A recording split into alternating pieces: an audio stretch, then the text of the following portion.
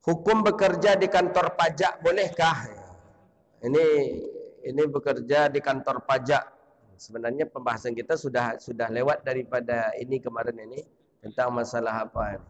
Yang kemarin jadi boleh enggak?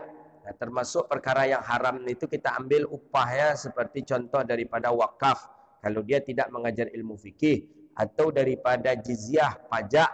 Nah, pajak jizyah itu tidak dibolehkan dalam pandangan fikih ini. Tapi bagaimana dengan keadaan yang ada di kita? Ya kita sekedar bekerja, kita mengambil upah daripada pekerjaan kita, ya dibolehkan. Tentang urusan uang pajak itu tanggung jawab daripada orang di atas kita. Karena kita dipekerjakan di sana, sudah dibolehkan.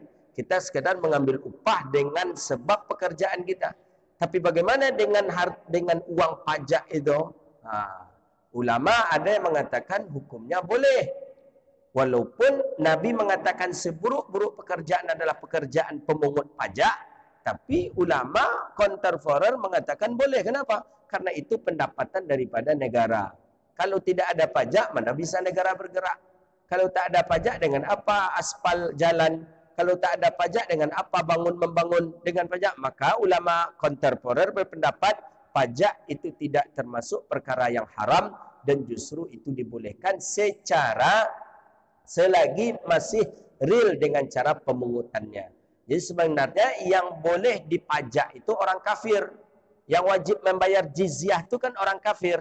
Tapi di negara kita Indonesia, si kafir, si muslim, pokoknya penduduk warga negara NKRI Indonesia, dia diwajibkan untuk dikenakan dengan pajak. Jadi kalau ada bahasa ulama kita dengarkan, dianggaplah pajak itu seperti iuran atau sumbangan masyarakat untuk negara. Jadi bolehkah dia? Boleh, tidak apa-apa. Cuman masalahnya hari ini, orang-orang yang biasa saja yang membayar pajak. Ternyata para penguasa konglomerat banyak yang tidak membayar pajak. Ini yang tak dibenarkan dalam Islam. Dia wajib, kalau memang wajib bayar pajak, seluruhnya diwajibkan untuk membayar pajak. Itu dia.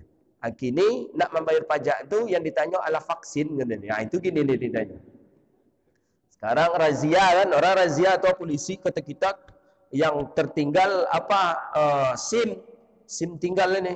Rupanya pas di muka polisi itu nak SIM yang ditanya loh. Mana bukti vaksin kata dia. Jadi nampaknya untuk hidup kita yang kedua setelah KTP, vaksin itulah nanti. Itulah dia.